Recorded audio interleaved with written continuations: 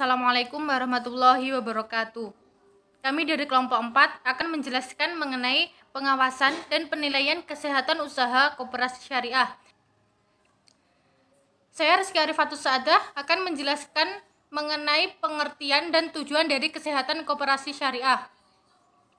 Pengertian dari kesehatan koperasi syariah yaitu menilai suatu usaha yang dilakukan oleh badan pengawas untuk diketahui tingkat kesehatan atau kondisi sebuah koperasi sesuai peraturan, prinsip, pedoman, dan tujuan pada syariat. Sedangkan tujuan dari kesehatan koperasi syariah yaitu memberikan jaminan keamanan dan kepercayaan anggota, mengingat bahwa koperasi syariah dan BMT merupakan organisasi yang memiliki jati diri yang berbeda dengan organisasi bisnis lainnya. Saya Rizka Nurfidarum ingin menjelaskan tentang aspek-aspek penilaian kesehatan koperasi syariah.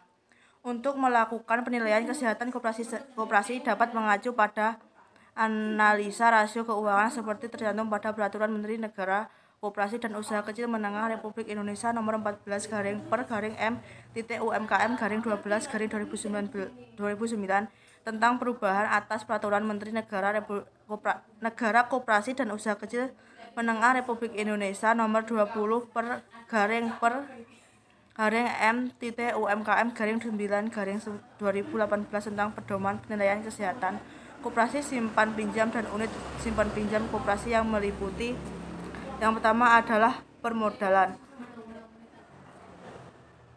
Modal merupakan kekayaan bersih yang terdiri dari simpanan pokok, simpanan wajib, modal penyertaan, donasi, cadangan umum, cadangan risiko, dan SHU yang belum dibagi. Cara penilaian terhadap aspek permodalan sebagai berikut.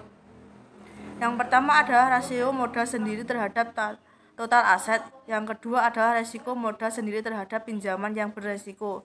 Yang terakhir adalah yang ketiga, yaitu rasio kecukupan modal sendiri. Saya Rika Koirunisa. Di sini saya akan melanjutkan untuk pedoman penilaian kesehatan koperasi syariah. Yang kedua, yaitu kualitas aktiva produktif. Kualitas aktiva produktif yaitu kekayaan koperasi yang mendatangkan penghasilan bagi koperasi yang bersangkutan. Untuk cara penilaian terhadap kualitas aktiva produktif yaitu sebagai berikut. Yang pertama adalah rasio volume pinjaman pada anggota terhadap volume pinjaman yang diberikan. Untuk volume pinjaman anggota berasal dari pinjaman anggota. Untuk volume pinjaman yaitu semua pinjaman koperasi berasal dari anggota, koperasi atau bank-bank lain, serta obligasi dan surat yang sudah sah. Dan yang kedua adalah rasio pinjaman bermasalah terhadap pinjaman yang diberikan, yaitu pinjaman yang bermasalah mengenai resiko yang kemungkinan macet atau tidak tertagih. Untuk pinjaman yang diberikan atau sisa pinjaman pokok yang belum dikembalikan. Untuk macam pinjaman yaitu pinjaman kurang lancar, pinjaman yang diragukan, dan pinjaman macet.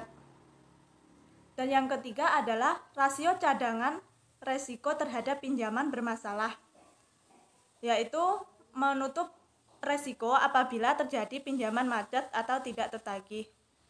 Dan yang terakhir adalah rasio pinjaman yang beresiko terhadap pinjaman yang diberikan. Saya Safitri Eka Indriana di sini akan menjelaskan mengenai manajemen dan efisiensi. Manajemen koperasi adalah suatu proses untuk mencapai tujuan usaha bersama berdasarkan asas kekeluargaan. Untuk mencapai asas tersebut perlu adanya manajemen yang baik agar tujuan dapat tercapai.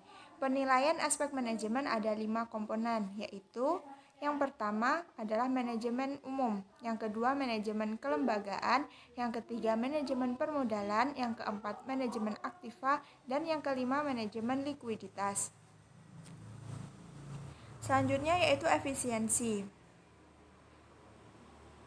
efisiensi adalah kemampuan koperasi untuk menghemat biaya pelayanan terhadap pendapatan yang dihasilkan dan atau terhadap jumlah mitra koperasi yang cepat dilayani. Cara penilaian terhadap aspek efisiensi adalah sebagai berikut. Yang pertama yaitu rasio beban operasi anggota terhadap partisipasi bruto.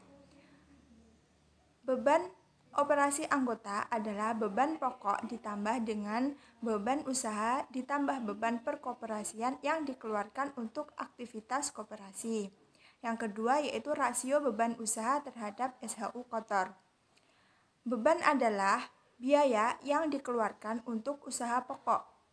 SHU kotor atau SHU sebelum pajak merupakan selisih dari pendapatan dan biaya operasional. Yang ketiga yaitu rasio efisiensi pelayanan.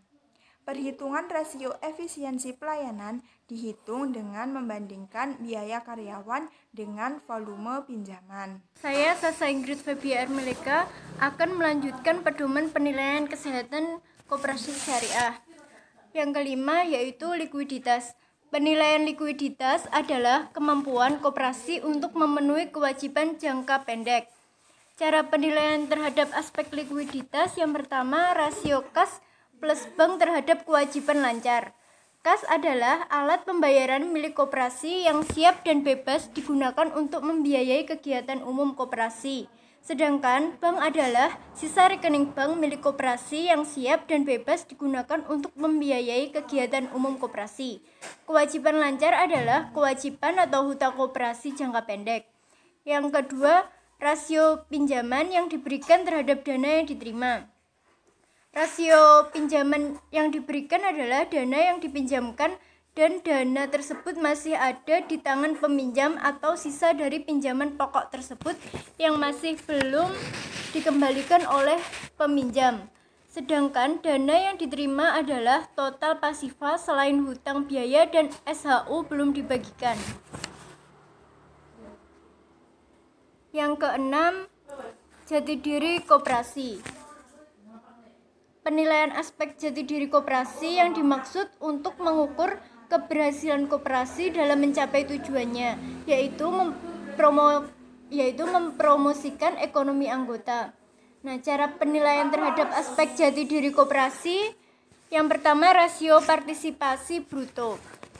Maksudnya, tingkat kemampuan koperasi dalam melayani anggota. Semakin tinggi atau besar presentasinya semakin baik.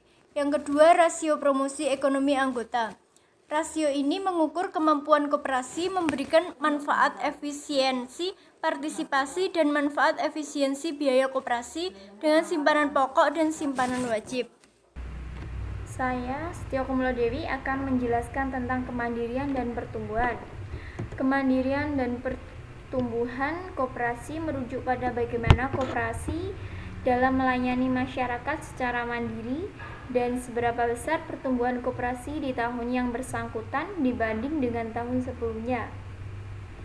Cara penilaian terhadap aspek kemandirian dan pertumbuhan yaitu yang pertama rentabilitas aset, yang kedua rentabilitas modal sendiri, yang ketiga kemandirian operasional pelayanan.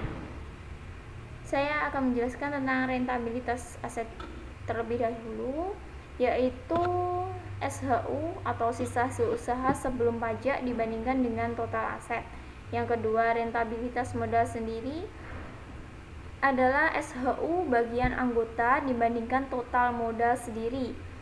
SHU bagian anggota adalah SHU yang diperoleh anggota atas partisipasi, simpanan pokok dan simpanan wajib, dan transaksi pemanfaatan pelayanan koperasi.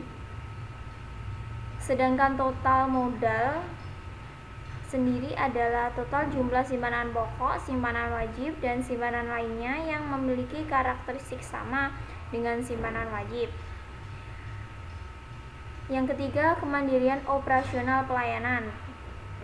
Kemandirian operasional yaitu partisipasi neto dibanding dengan usaha ditambah beban perkoperasian. Partisipasi neto adalah partisipasi bruto yang dikurangi beban pokok, dan beban pokok sendiri adalah jumlah biaya atas dana yang dihimpun dari anggotanya. Sekian presentasi dari kelompok kami. Apabila ada kurang lebihnya kami mohon maaf. Wassalamualaikum warahmatullahi wabarakatuh.